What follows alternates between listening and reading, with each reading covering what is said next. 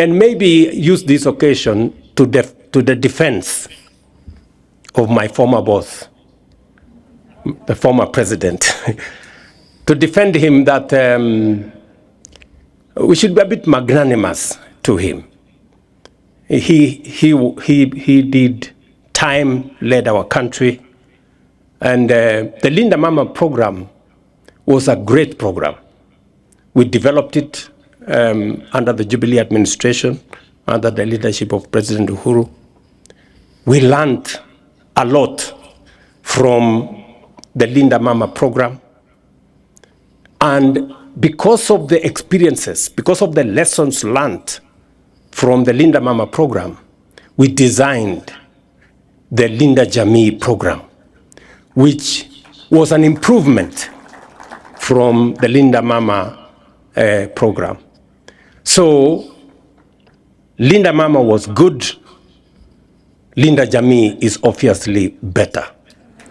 And therefore, it is an improvement from what it was in terms of the scope, from just delivery of mothers, which was the primary target of Linda Mama. We've now improved it to cover prenatal, before the delivery, postnatal, the delivery itself, postnatal, and it's no longer targeting mama. It is targeting Jamii, mama plus the children plus the household. The figures have also increased in terms of benefits. Actually, the figures have doubled from 2,000, between 2,000 and 2,500 to now 10,000 to 30,000. So we have enhanced the program, but we must accept that we learned the lessons from Linda Mama. That's why we designed a better Linda Jamii program. And we didn't stop at Linda Jamii. We have progressed it into universal health coverage, where we are now looking after the whole Kenyan community. And that is why the figures Aden Duale was saying, of 7 million beneficiaries to now 26.5 million beneficiaries, has become a reality because we are progressing from there. I see the passion, I see the restlessness of the young people in Kenya as they look for education, as they look for knowledge, as they look for training. And it is the most perfect expression of what we need and a perfect reminder for us as policymakers and leaders. It is very important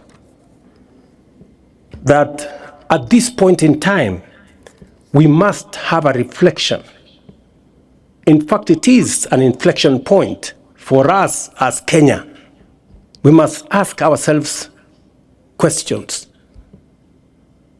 Because just across, right here in the border of Kajiado, we have another university that is being built there, Kenya Advanced Institute of Science and Technology University. That university in Konza City here is being built by resources given to us, a soft loan given to us by South Korea. And they've given us a facility of 80 billion Kenya shillings to build the infrastructure, horizontal infrastructure in Konza, including the university in Konza. But just imagine, South Korea, which is now giving us 80 billion, in 1963 was exactly the same as Kenya. We had the same GDP. In fact, our GDP per capita was 80. The one of South Korea was 79. The same level of education. We had the same agricultural economy. Today, South Korea's economy is 20 times that of Kenya. And they have lent us money to build the university and the infrastructure in concert. We need to ask us some questions. The difference, where did South Korea get it right? And where did we get it wrong? For far too long, we have made peace with the usual, the ordinary, the simple, the average. When other people are doing things differently, it is time. Fellow Kenyans, it is time. Fellow citizens, it is time for us to up our game, for us to raise the standard, for us to raise our ambition so that we begin to engage with the transformational, the innovative, and the extraordinary. We have been ordinary for far too long. And I am persuaded, beyond any reasonable doubt, that the restlessness we see in our young people, the passion that I saw in the eyes of Noura and Mwenda here, and Zainab, and all the other students, the urgency is because they are tired of the ordinary and the simple and the average and the usual. They want us to up our game. The difference between South Korea and us is one. It's not about resources, because they had the same resources as we do. It's not about money. They didn't have money the way we didn't have money. It's about leadership. That's the difference, leadership. So it's not about the people of Kenya. It's about us, the leaders, the people who have the opportunity to make decisions for the people of Kenya. What decisions are we making? That is what is important. Many of us want to make peace with little decisions, ordinary, average decisions, politically correct, and things like those. And that is why we cannot account for why others are where they are and we are where we are. So we must continue to push the limits. We've made good progress with our transformation of agriculture, with our transformation in education, with our transformation in health. We've made good progress with our affordable housing and markets and hostels, but that's just the foundation. We need to up our game. That is my belief. We have what it takes. We have what it takes. This nation has what it takes. We have the human capital. We have the knowledge and ideas and passion. And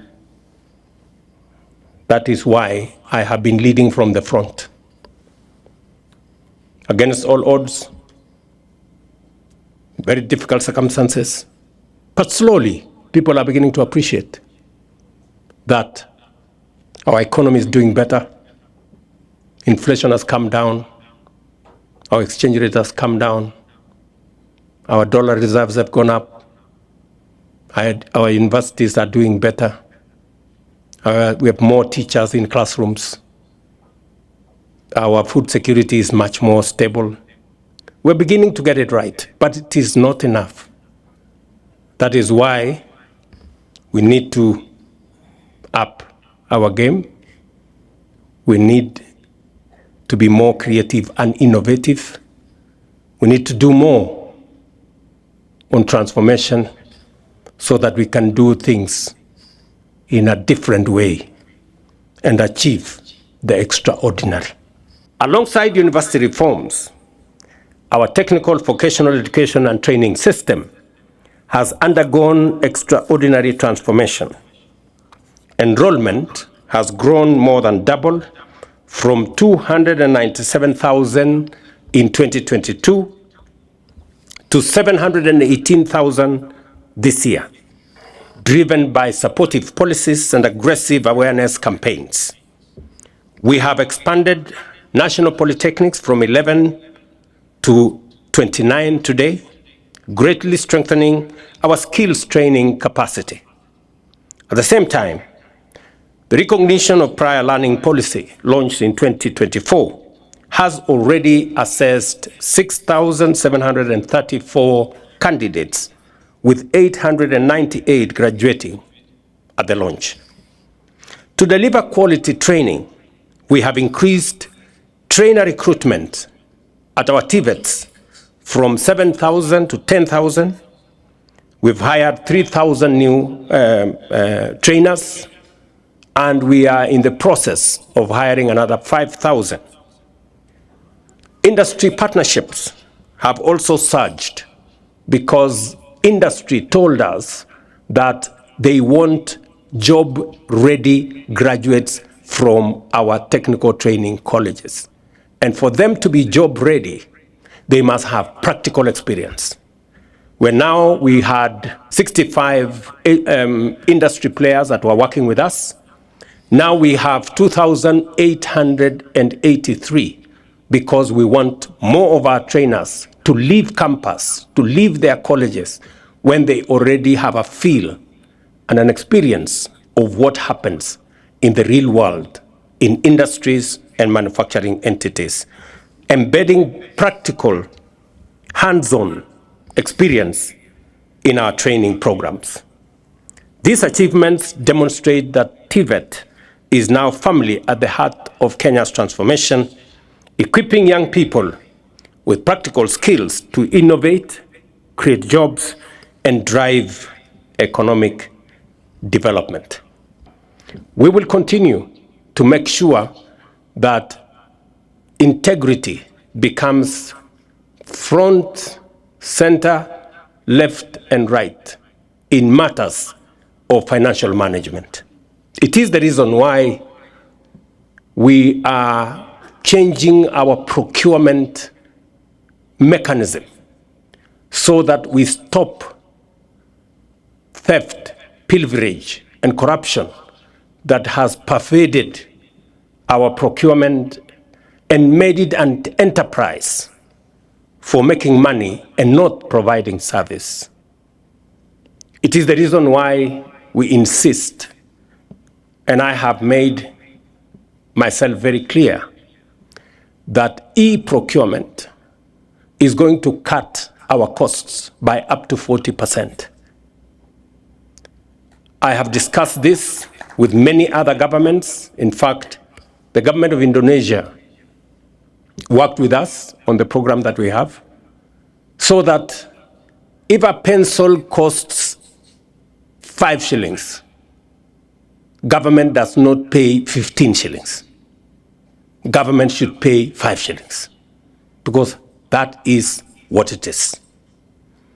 And I know there are teething problems which we are working on to make sure that e-procurement becomes the default procurement mechanism. That is the procurement mechanism of the government of Kenya.